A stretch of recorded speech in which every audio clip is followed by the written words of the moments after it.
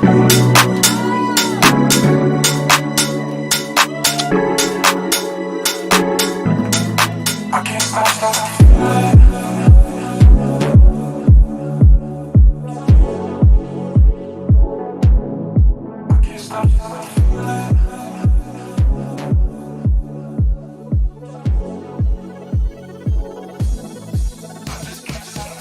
guys, what's going on? We're down here in the Rack Studios, down here in Tampa, Florida, me and my boy Mike G. And we got Wayne Hurnham, former SF officer in the military. And we're here to talk about leadership today and just talk about, how things have changed. Wayne, how are you doing down there in Stuttgart, Germany? Fantastic. I was in the Black Forest last weekend and made sure I was over here this weekend. I'm looking out from my third floor of this house that was built in 1507, 10 years before Martin Luther nailed his thesis to the church doors, and 100 years before Jamestown was founded. And there's snow covering all the rooftops here. Oh, and so I can look out into the Black Forest. So is it snowing now in Germany? It's just barely snowing right now, but we had snow all week, starting at Sunday or Monday when I was driving back from the Black Forest. Got caught in the snow, and it snowed every day here, except yesterday. Hey, you know what? But that's Europe, and it's like that vibrant thing of being able to go to the cafe, have some glühwein, or have you a good old cappuccino, and just relax. You know what I mean? I know what you mean. Hey, so Wayne, give us a background to the audience, kind of like what's your background, and then you have a huge history. So kind of and I'll let you explain your last job after the military because it's better for you to explain it. Okay. But so let's hear your journey real quick. Okay, when Vince says I had a huge history, I guess he just means I'm old as dirt. That's what that means. But actually, I came in the military at a time when Vietnam was winding down. But a lot of my senior leaders and even junior leaders, I had World War II vets in leadership positions, Korean War vets, and almost everyone was a Vietnam vet. So I got some incredibly good training on the tactical nature. And with the generals, I really learned a lot from looking at them about how senior leaders can make such a big difference in an organization. And primarily, you're talking, I would be talking about General Croson, who ended up commanding all the forces in Europe and the vice chief of staff of the army. He was the guy that the Baader-Meinhof gang tried to assassinate up in Heidelberg. And 80s, right? Pardon? It was in the 80s, correct? Right, in the 80s. And he was the first general that I actually observed. And I had a great opportunity in the fact that his son-in-law was one of my company commanders, and we're still friends. And so I ended up having dinner with him just a couple of years ago before he died. And he fought in the Colmar pocket, which is just across the Rhine River here, about 5 kilometers south of Audie Murphy, 10 kilometers south of Tony Bennett, when Tony Bennett was private Antonio Benedetto. So it was, I really had some great opportunities to learn. And also from a General Tackaberry and a General Malloy. And General Malloy was probably the best with transformational management that I've seen. But I worked with a lot of great NCOs, great officers, great senior leaders, and just picked up a little bit of, I guess you'd say, the combination to the safe on how to run large organizations by learning from this colonel and this general and this sergeant, this warrant officer. I had one warrant officer who was just an incredible leader. But I learned a lot from my cadets also, as you know. Yes. Hey, so, as you talk about your transition, so you did how many years in the military? Well, I did 20. I was 6 years as enlisted, went as a staff sergeant to officer candidate school, then Ranger school, then went right back to the 82nd Airborne Division, spent another couple of years there and moved down the road to Special Forces. I went off to Hawaii in an infantry assignment, did 3 years there. And then I came to ROTC at Georgia Southern College at the time, Georgia Southern University, when Irk Russell was running things there, and did my time there. And then I got an assignment to Germany and got into position of an operations officer with the 1st Battalion Special Forces, 10th Special Forces Group, 2 weeks before Saddam Hussein invaded Kuwait, and we were locked down and then deployed. We spent time doing the combat search and rescue of all the aircraft that were expected to be shot down in northern Iraq. And so we did the combat search and rescue force in the north. And then we came back to Germany for 1 week and then got sent right back in to run the Kurdish refugee camps. We had about 200,000 Kurds we were responsible for in 4 different camps. When we got there, they were dying at about 100 a day. Wow. And we stemmed the flow. It was, we delivered babies, gave shots. Was it starvation? Yeah, Pardon? I didn't mean to cut you off. Was it starvation? A lot of it was dysentery. It was dysentery because they were not people who normally lived outside. They were pharmacists. They were city dwellers, and they had moved into this area, and they got to the border, weren't allowed to cross the border. So they set up a tent city. And unfortunately, they were collecting their water from areas that was also the drainage of the sewage. And so they were dying of dysentery and all sorts of things. So we brought in a lot of fresh water initially and food and started treating them. And so it was an incredible experience. I was the operations officer, then the XO during this time, and the teams that were led by captains and sergeants and warrant officers, the NCOs, they were the ones who actually made the big difference. They were the ones delivering the food, delivering the supplies. The medics were treating the young children. We had babies who couldn't blink because they were so dehydrated from not having water. You would pinch their skin and it would stay up. Women had quit lactating because of lack of water. So there was a lot of work. That was probably the most fulfilling thing that we did during my Cold War experience of being in the military. And then right after that, I got sent to Command and General Staff School at Fort Leavenworth.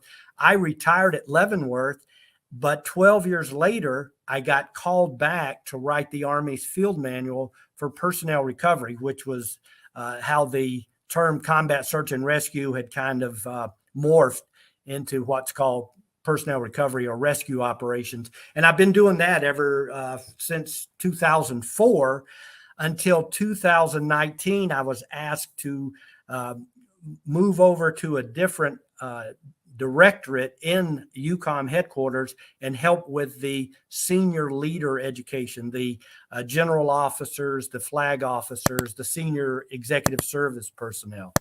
So that's basically what I've been doing, helping teach and educate senior leaders and new officers who are coming into the organization. All right, so if you watch this evolution of leadership, and you've written doctrine. So when you're writing doctrine, you've watched it evolve. Because I go back to air-land battle, and then I go. So I'm dating myself, and then I go back to the common task manuals that we had back in the day in Big Berth and all the other different books. So if you see this evolution, the thing is, we are over inundated with information now. So how are you handling this situation now? Is that back in the day we had like a manual and it was you could kind of cookie cutter the manual to get where you have to be. Now we have information coming at 100 miles an hour. Yes. And one of the things we do in the exercise program, and I work under the exercise directorate, is to, when we do injects into exercises, we give a number of injects that don't really matter. And then there's one little nugget in there. So part of the training is to sift through all the information and sort and find those things that are really important for the senior leaders to know about. But I guess the biggest change I've seen, there was a program called the Command Information Program, and the commanders were expected to get up in front of their soldiers, their Marine sailors, and say, this is an important subject. You know, it could be operational security or sexual harassment, whatever it is.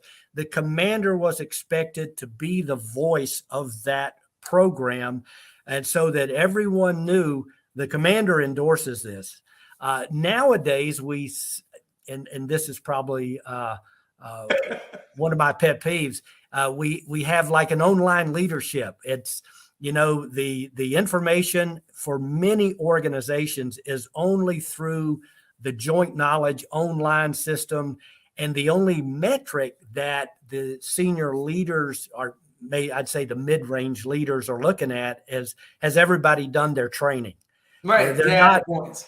Yeah, they're not reinforcing the actual content. They just want to make sure everybody's gotten their training done. And a lot of that is because you're so inundated with, I mean, we were busy, but the busy now is just, you know, times 10.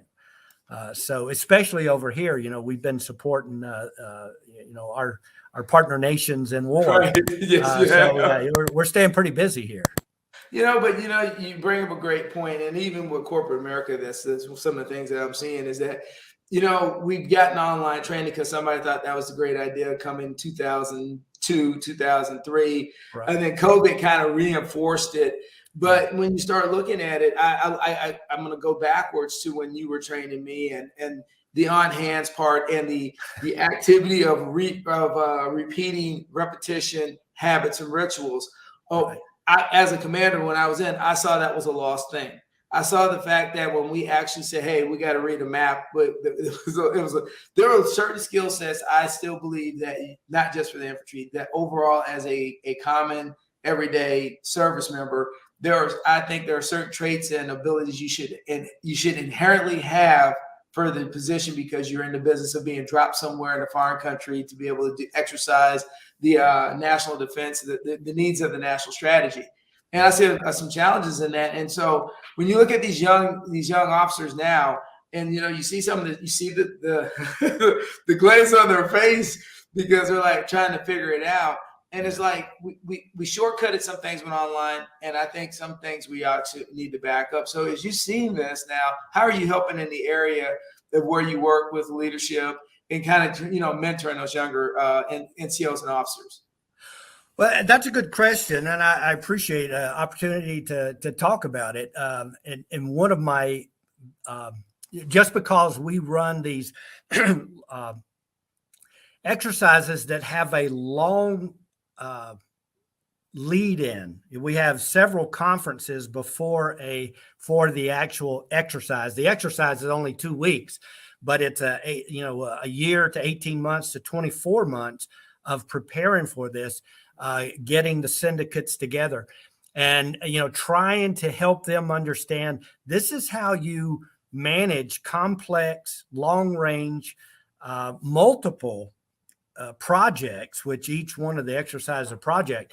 It's very difficult because most of these officers and senior NCOs, they were raised after 9/11 in back-to-back combat assignments, and your focus was, the fight, and not learning basic skills that were contracted out during the fight. The maintenance, how to develop a maintenance program, how to develop a mentor program for your troops, how to run a professional development program, because there so much is online training, so much as well, they'll get that in their professional military education or their joint military education. Right. But the program that we had in Hawaii, you ended up with about 6 weeks of additional education and training. Some of it was technical in your field, some of it was non-technical, and you could do this in the corporate world too. You bring in the person who's going to teach you how to read financial statements, although you're in sales, or production management. Here's how the production line works, and this is why we have to have certain lead times.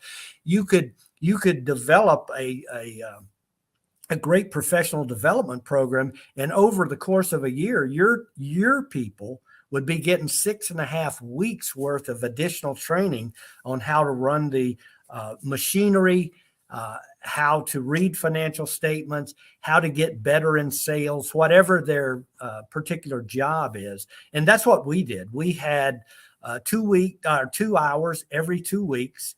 That was our professional development. Some of that was technical, some of it non-technical. We had 1 hour with our boss. Each person had 1 hour with the boss every week on here's how you need to increase your skill set in managing and planning training.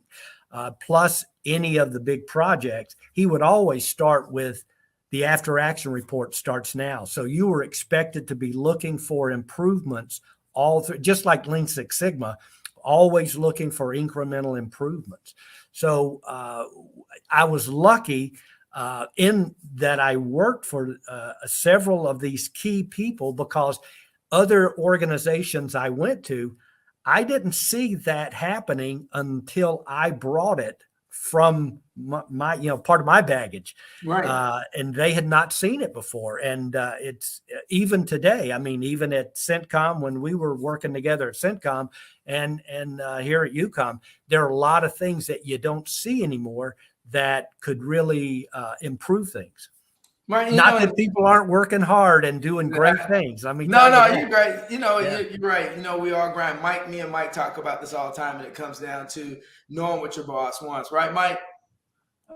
Yeah. So, and the thing is, I think communication in today's age is that we're over inundated with email, and that I don't see a lot of face-to-face communication. And I, as a leader myself, I had to stop myself multiple times to be able to communicate with my staff effectively and say, okay, stop me, let's talk about this. So, I mean, for your standpoint, you're talking about exercises, or you're talking about implementing a lot of different mechanisms at one time to, shape the battlefield. So how are you managing it as yourself, as you looked at with this 30 or 40 year period? Yeah. How are you starting to go, all right, so your leadership style has had to change. So how have you adapted and became more innovative? Yeah, well, and I want to quickly go back to the COVID time. We were locked down, so we had every conference that you run nowadays, and every meeting, like a senior leader seminar, every meeting that you have, plus the schedule that people are having to execute nowadays, you always had to have a backup. Okay, these people are going to be in the room. These people are going to participate by some sort of video teleconference. And you had to do that. And you have to bring in your NATO partners and your other partners who aren't part of NATO so you've got the communications link ups are significant nowadays. Instead of just everybody come down to the office, our conference room, we're going to have a meeting. You can't do that because people are scattered all over the country, and are back in the States, or they're downrange, and you've got to link all these people together. So you've got that going. But a lot of things that we do, we will look at what we're doing, what kind of plans we have, and we will develop some themes and topics for the senior leaders to discuss. And we'll put injects in so that the senior leaders have to make decisions, but the decision's really not so important as the process of getting the information from the action officers down at the bottom level of the swim lanes up to the decision and guidance level of the general officers and the flag officers.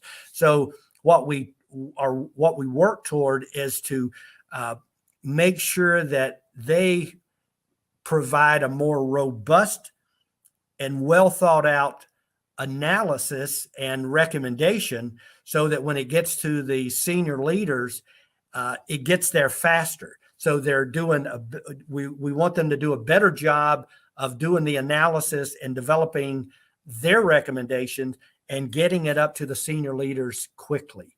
And that's really, we want to cut the times down as much as possible. And it's just like playing a musical instrument, learning the scales initially, or a soccer drill or a basketball drill. You talk through it, you walk through it, you kind of half speed through it, full speed through it. You put some competition on the court, on the field, and see if your plan works as well as you thought it would.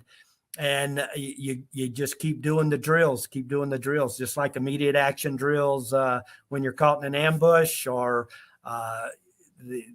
or playing a musical instrument. You got to get your fingers on the keys and do it faster and faster until you have a comfort level.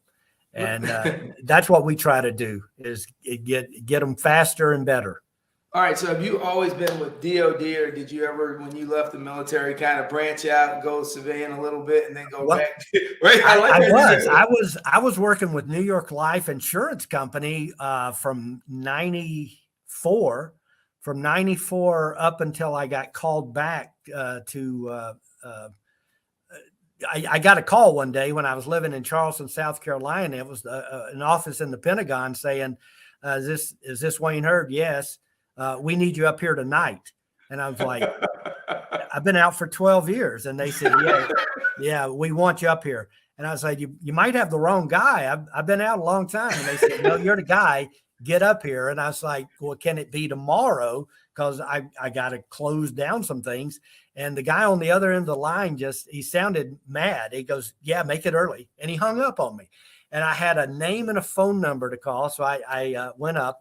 But I also worked after I came back to Department of Defense. I got farmed out to the Drug Enforcement Administration for a couple of years too, teaching survival, evasion, resistance, and escape to the agents who were going downrange in Asia, South America, Iraq, Afghanistan.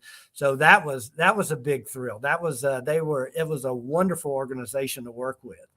So yeah, I did a couple of years there in DEA also. So you've been doing God, Wayne, you've been moving.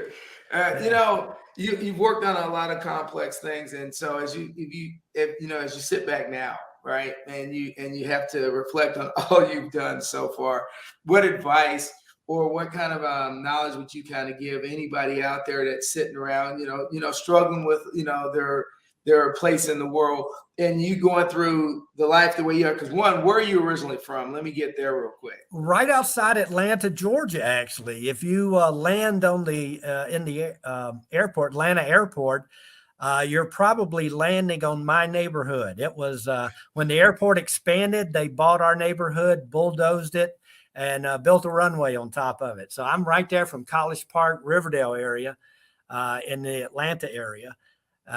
That's where I'm from originally. Oh, so you're living your best life because Georgia just won the national championship. You're at Georgia Southern when we were winning all the national championships. That's right. You lived your best life. Absolutely.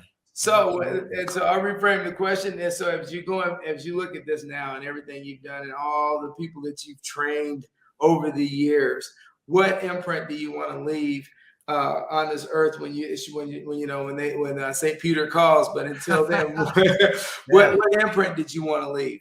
Well, there's a great mentor. He mentored George Patton and Eisenhower, a guy named Fox Connor. I would kind of like to be known like a junior level Fox Connor with my cadets and other officers and NCOs that I've mentored. But, I'd really like to pass on the management lessons of like Robert L. Jackson, Croson, the Flohr and Katz, who were the two colonels. I worked on the project where we shut down an army base in Germany, closed it, and moved them lock, stock, and barrel to another base in Germany. Was that Bad Toast? Huge. a huge project management program. But the two really key leaders from that was a guy named Floor and Colonel Floor, Stan Floor, and Daryl Katz. Both of them are just exceptional. And a lot of the information that I pass on to people, that's where I learned it. Jackson, Floor, Katz.